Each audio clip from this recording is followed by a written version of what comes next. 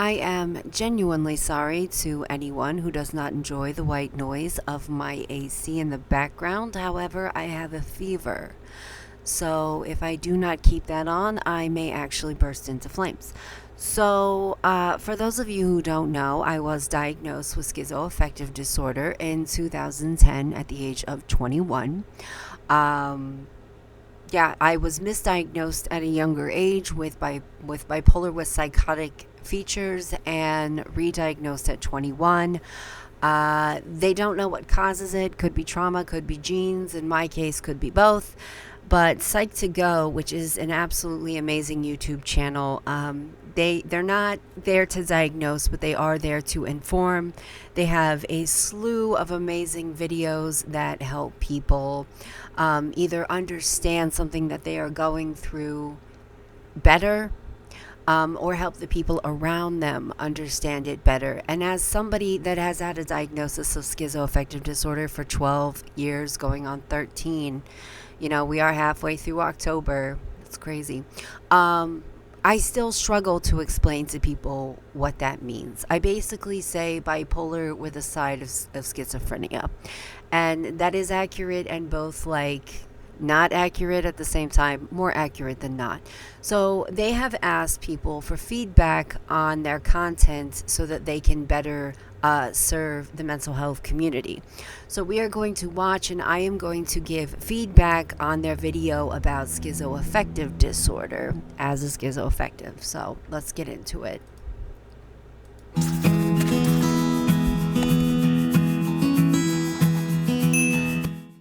Hi, Psych2Goers.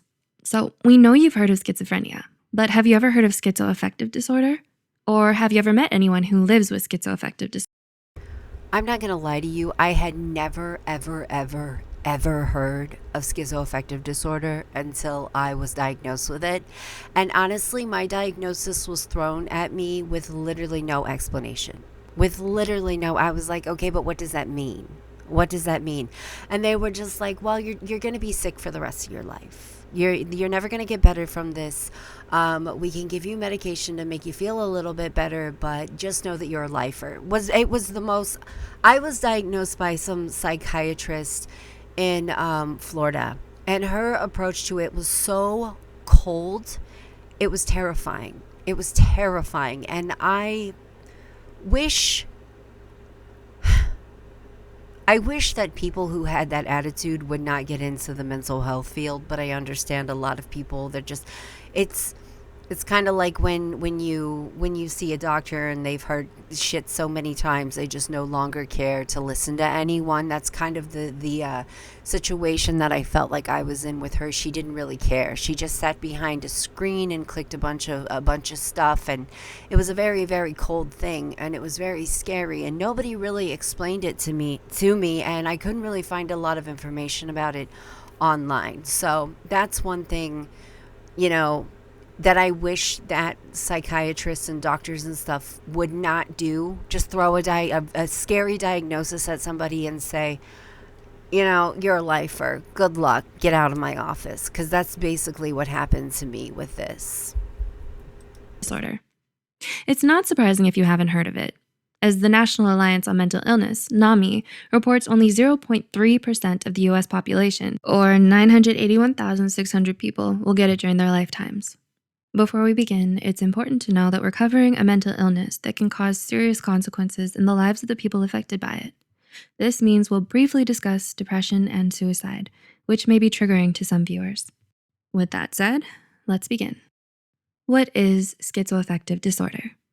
The Diagnostic and Statistical Manual V, DSM-V, classifies schizoaffective disorder as a psychotic disorder with features of a mood disorder. This means, in addition to the classic symptoms of psychosis, such as hallucinations and delusions, the person who has schizoaffective disorder will also have symptoms of major depressive disorder, bipolar disorder, persistent depressive disorder, cyclothymia, or seasonal affective disorder, or SAD. I have what is called schizoaffective disorder bipolar type, meaning that I rapid cycle through depressive and manic episodes.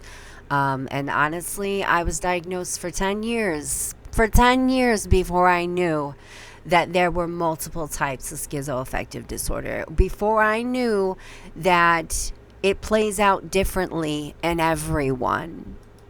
Although the National Center for Biotechnology Information, NCBI, reported 50% of people diagnosed with schizophrenia also struggle with some form of depression, a diagnosis of schizoaffective disorder means the person being diagnosed also experiences at least one of the following: hallucinations and delusions not caused by drugs or a medical condition for 2 or more weeks when they're not experiencing depression or mania. Mood disorder symptoms, usually depression or mania, for the majority of time when they are experiencing psychosis. Serious, disorganized, and catatonic behavior that isn't caused by drugs or a medical condition. And negative symptoms, which are reduced emotional expression or a lack of interest in reaching normal goals. So, what's there to know about living with schizoaffective disorder? 1. There are 3 phases of psychosis.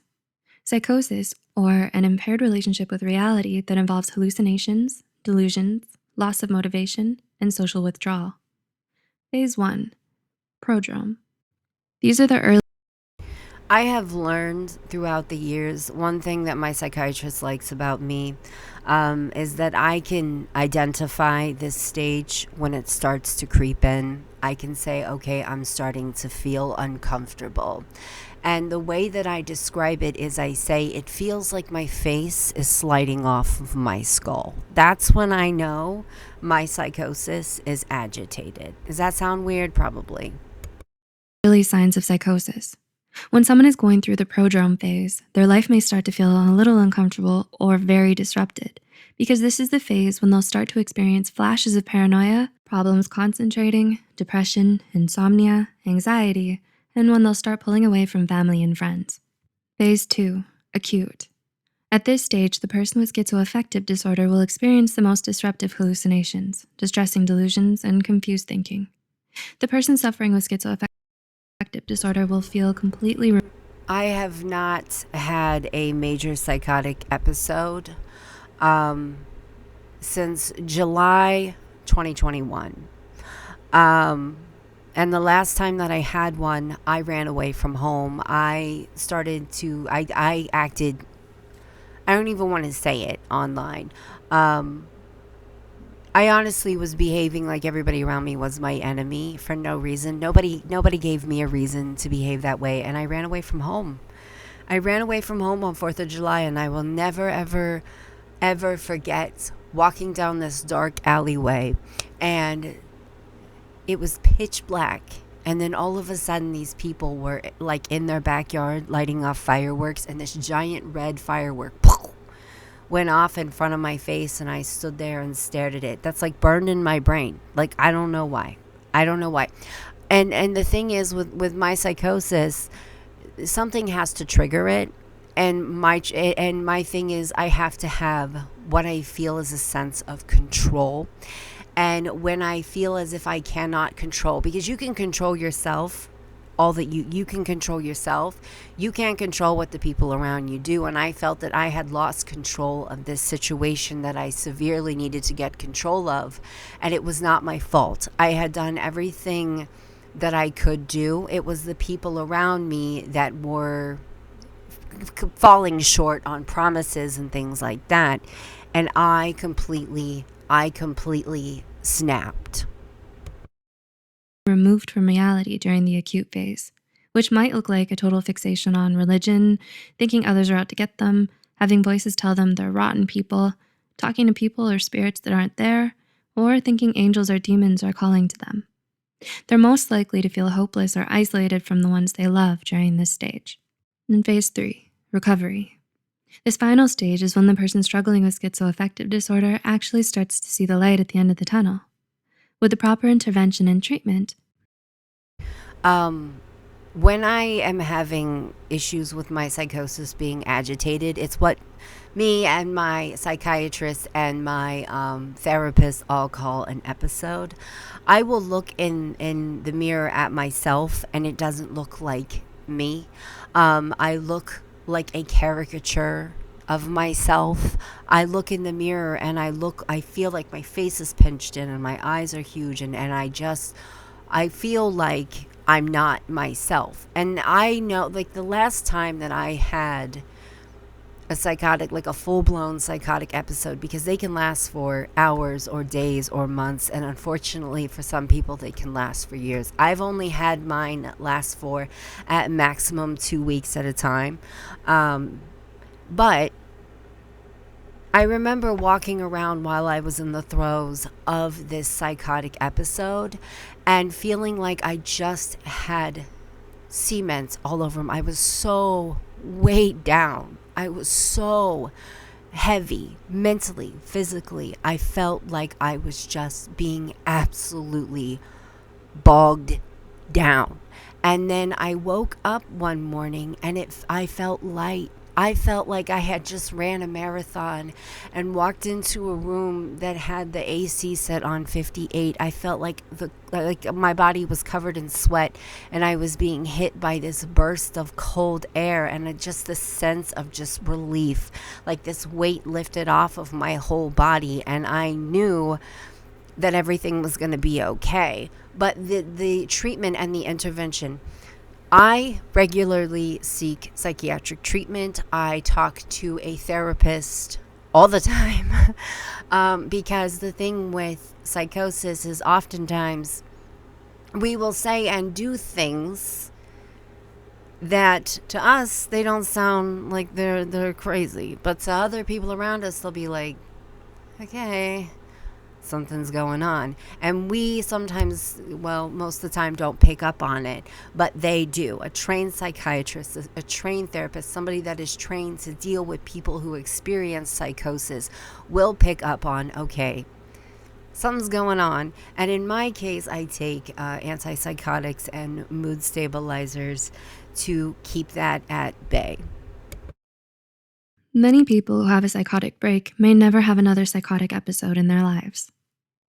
How having symptoms of a mood disorder impacts living with psychosis. When you suffer from psychosis, it can feel like your head is in a haunted house and you're trapped inside with dozens of unpredictable ghosts. But schizoaffective disorder is different from other psychotic disorders because it means the individual living with it also has the symptoms of a mood disorder. How does that change things? The National Institute of Health, NIH, reports that schizoaffective disorder creates extreme shifts in behavior, mood, and energy. What type of shifts depends on which of the two types of schizoaffective disorders the person has been diagnosed with: bipolar and depressive. Schizoaffective disorder bipolar type presents with manic This is the episodes type I and depressive have. episodes. Someone living with this type of schizoaffective disorder will experience dramatic highs or mania, as well as episodes of deep depression. Signs of mania include increased energy or hyperactivity, irritability, increased grandeur, insomnia, and reckless behavior. This might present as snapping at others, being unable to sit still, believing one is a supernatural figure or famous, and spending money that they don't have. During a manic phase, the person suffering is more vulnerable to delusion and reckless behavior, which intensifies the effects of psychosis. Schizoaffective disorder, depressive type, presents as psychosis with depressive episodes, but no mania. The depressive episodes often present as feelings of hopelessness, decreased ability to function, low energy, problems concentrating, and possibly decreased hygiene. The added challenge of mood disorder symptoms makes individuals living with either type of schizoaffective disorder more vulnerable to isolation due to pushing others away with their mood. I have a really, really hard time maintaining friendships. Um, Even when I find friends, we've talked before on here about how I can't be friends with people because everybody around me is not sober and I am. I suck at social interaction. I will, if you text me, I'll text you back in 3 days and be like, I just saw this. And the last time that I tried to be friends with somebody and they were also sober, she sent me a text and then like I didn't reply to it because I like, if I don't have the mental energy, I'm not going to. She sent me a text like 2 days later blowing up on me. I don't know what I did to you. I don't know what I did to you. And I was like, I can't do this. I can't do this. And I genuinely feel like my only friends are my sister and my husband, because at the end of the day, they're two people whose love for me is unconditional. And that's kind of And my therapist and my psychiatrist are like, you're a super likable person. You're super like, why don't you go out and make friends? And I'm like, because I cannot maintain a friendship. I can't. The friendships require maintenance. Even if you're not going to go out and do stuff, you still got to text people back. You still got to message people back. You still got to interact with somebody in some way, shape, or form.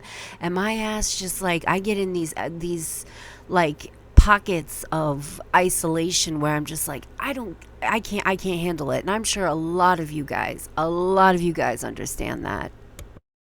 Swings and deep depressions.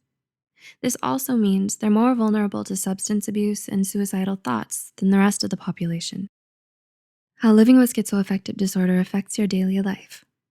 According to the Department of Veterans Affairs, the negative behavioral symptoms of schizoaffective disorder, such as feelings of apathy, feeling little or no pleasure in doing anything, also known as anhedonia, or seeming to not react to things in their environment, also known as blunted affect, or difficulty I have these episodes of just I look at my psychiatrist and I'll be like, I feel so completely apathetic to literally everything. I feel so completely apathetic. I do not care about things that I logically know that I should, and he knows that. But I'm like trying to explain to him.